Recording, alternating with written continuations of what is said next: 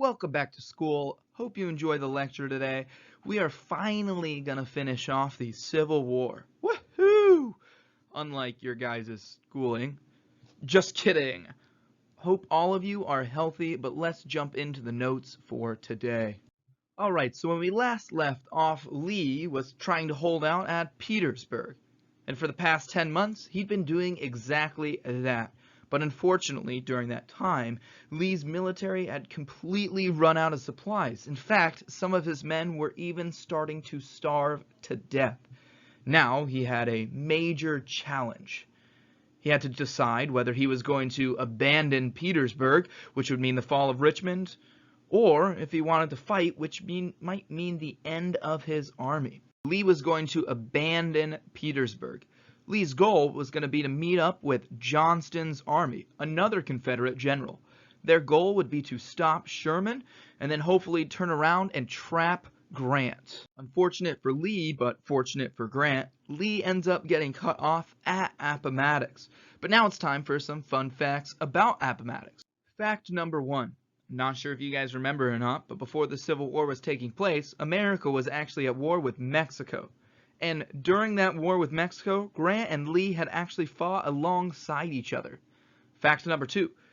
There were 150,000 Union troops, and there were only 30,000 Confederate troops. That was one of the reasons that Lee was going to Appomattox. His goal was to meet up with General Johnston. Fact number 3. Only one of Lee's generals actually wanted to fight. The other generals all wanted to surrender. Fact number 4. The battle started at dawn and ended at 8 a.m. Bet that was before any of you guys actually woke up today. Fact number 5. In the 10 months before at the Battle of Petersburg, Lee ended up losing 30,000 of his 60,000 troops. And finally, for the last fact, fact number 6, the man, McLean, who owned Appomattox, actually moved there in 1861, which was the beginning of the Civil War. And the reason that he moved was because he lived at Manassas. McLean actually said at the end of the war began on my front yard and ended in my front parlor. But enough fun facts, and back to the notes. Lee ends up getting surrounded, and Grant will offer Lee the chance to surrender, and Lee will actually take that surrender. But let's look at the cost. Have you ever gone to the store, or maybe you've gone to Amazon, and you put stuff in your cart, and you go to check out, and you see the price, and you're like, whoa, that's a lot more expensive than I thought. Well, I guess maybe you guys haven't, but I definitely have, and I think that quite a bit, and Mrs. Dickinson helps keep me in line. But essentially, that's the cost.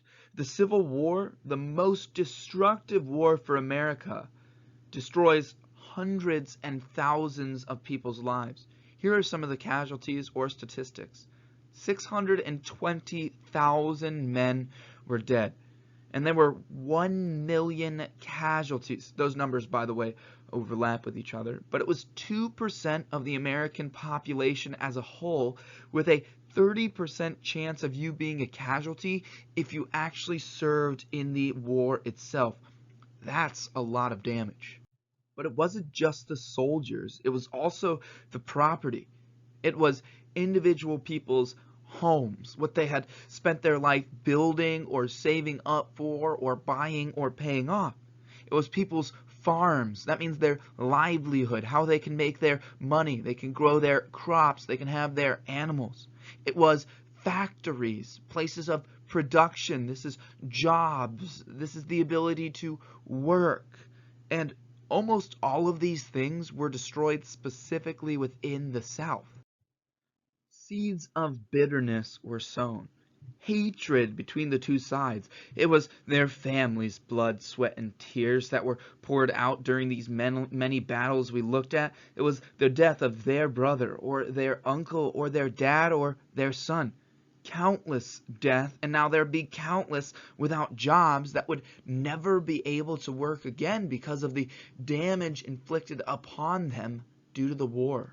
When you're looking financially at how much it costs, It was somewhere between $5 billion each, and it's really impossible to account for inflation, so we're not exactly sure how much it cost in today's currency. At Appomattox, Lee does surrender, which calls for celebration, right? Wrong. Grant understood that everyone who died was an American, that there was no true winner to the Civil War.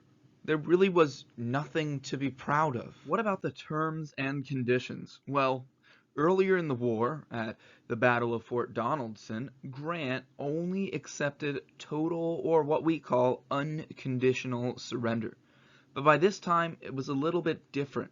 Grant actually allowed all Confederate soldiers to keep their guns and to keep their horses. But Mr. Dickinson, what if they assassinated Grant at the treaty? Or, Mr. Dickinson, what if they chose to keep fighting?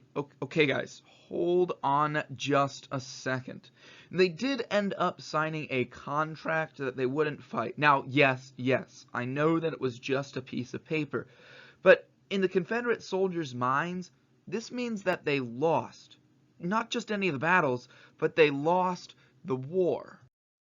Lee surrendered, but so did the rest of the South. Each general will slowly but surely start to give up their armies as well.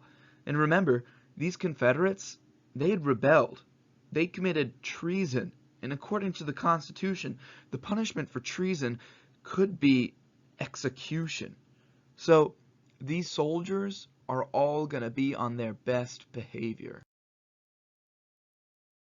But it's time to get out the wine glasses and the champagne bottles. Of course, none of those are real, okay?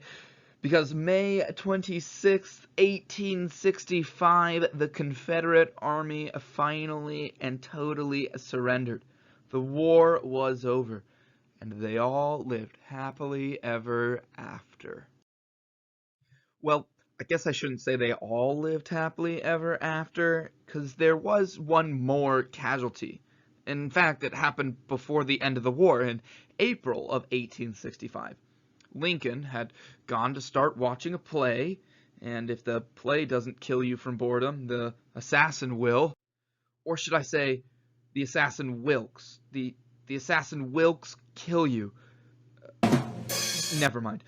Lincoln gets killed off. John Wilkes Booth shoots Lincoln in the back of the head. And if you're wondering where Lincoln's bodyguard was, Parker, Lincoln's bodyguard, was getting some concessions, something to drink and something to eat, and looking for a better place to keep Lincoln safe. Ironically, Booth was from Maryland, a Union state.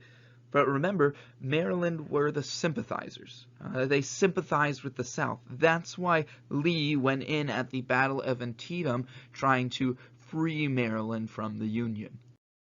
After Booth shoots Lincoln, he jumps off the balcony into the crowd below, where he actually breaks his leg. Somehow he hobbles onto stage and then yells, "Sic semper tyrannis," which means thus always tyrants. Now, it is important to know that Booth was actually a famous actor during this time period, so many of the people in the play just thought that this was part of the play. Booth escapes into the night, where it will take 2 weeks for the Union Army to catch him, but eventually they do. Booth dies from his injuries during a shootout, but the people who helped him, the co-conspirators, they surrendered, and they'll eventually be executed. With the death of Abraham Lincoln, Andrew Johnson will become the next president of the United States. And it's important to understand that Lincoln actually had a plan to bring back in all these Confederate states to the Union. And it was a rather easy one that didn't require very much. And so Johnson himself, actually being from the state of Tennessee, a state that did secede, would also try to carry out this plan. But you know what? There is one more group besides Johnson that gets to decide what happens to the South, and that's going to be Congress. And ultimately, Congress wants to make the South suffer, to make them pay for what they did and how they tore America up. You might ask how, and That's ultimately what the next chapter is going to be about, Reconstruction. But for starters, they said they'd take away people's, and when I say people, I mean Confederates, freedom, as well as right or ability to vote. I hope you all enjoyed the first digital day of learning that we had. Please comment down below and let me know what you think, anything you think I can improve on or things that are missing. I have other stuff planned for the future, but once again, I hope that all of you guys stay healthy.